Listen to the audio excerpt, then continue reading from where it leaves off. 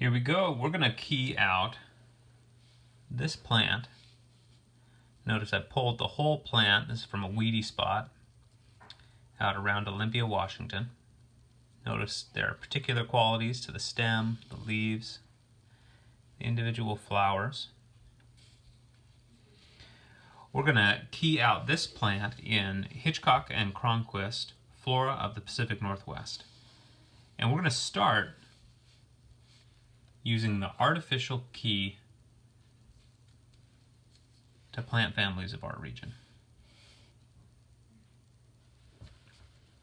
This is on page 3 of your manual.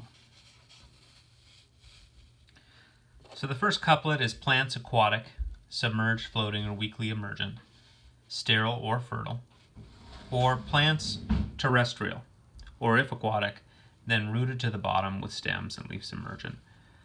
Plants bearing flowers, fruits, cones, or spores.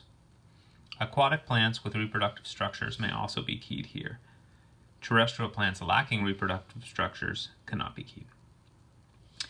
There are exceptions to this. We can still use this key often when we have limited information about the reproductive structures, but it's going to depend on the plant we're using. So of these two couplets, 1A, 1B, 1B is clearly the choice, and we go on to 2A and 2B. 2A, plants not producing seeds, producing instead by means of tiny one-celled spores born in small sacs or vessels. This whole couplet is associated with keying out things like lycopodium, like our ferns and our spore-producing plants. So we can go all the way to 2B, which is our next couplet. Plants generally producing seeds either in cones or in the remains of flowers. Okay, and so you want to read through that whole couplet. I won't do it here just to save us time in our video, but it is important to read these whole couplets. So we're going to go 2B.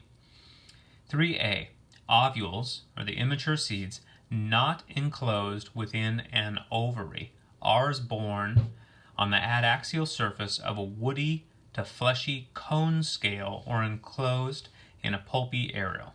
Are plants woody with needle-like or scale-like leaves? If that sounds familiar, and it should to those of you who spent time in the Pacific Northwest, we're talking mostly about gymnosperms and in particular our conifers.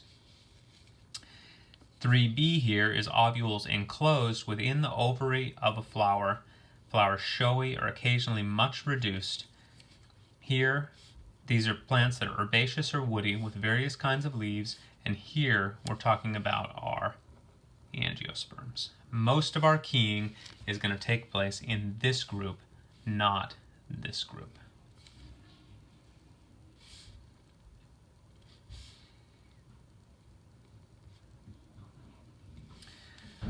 Okay, our next couplet, inflorescence with the flowers all replaced by bulb-like or corm-like vegetative propagules, we can say no. Our inflorescence is here, and we have actual flowers. So these are flowers all in part normal, not modified into vegetative propagules. Plants are herbaceous or woody. 5A, plants branch parasites without roots in the soil, their stems attached above ground directly to the stems of other herbaceous woody plants. This sounds like mistletoe, and in fact that's exactly the kind of thing we're talking about there. So we are not going to go with 5A, hopefully. We're going to go with plants not branch parasites, although they may be epiphytic or vining, or the roots might be anchored to plant bark. So we're not going to rule out epiphytes, but we go with B.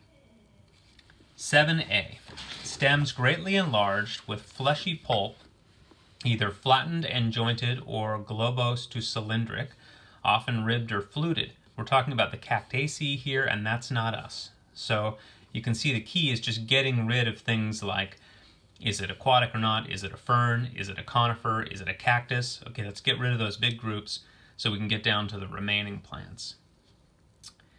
So 7A, 7B, we go with 7B, stems not at once greatly enlarged, fleshy or spinose. Notice this symbol here. If we look that up, if we read this whole couplet and we look that up, this says more or less infinity symbol, meaning greater, in this case, greater than 10. So it's going to be too numerous to count, is what that's supposed to mean.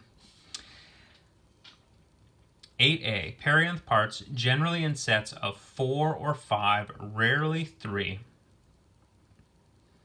And then if we go to plant to couplet 8b,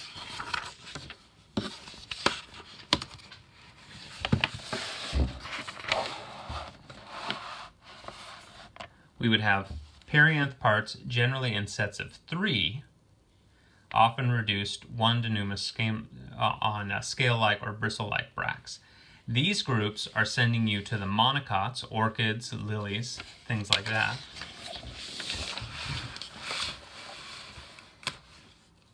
Versus 8a was going to send you to 2 groups, either woody or herbaceous groups of dicots.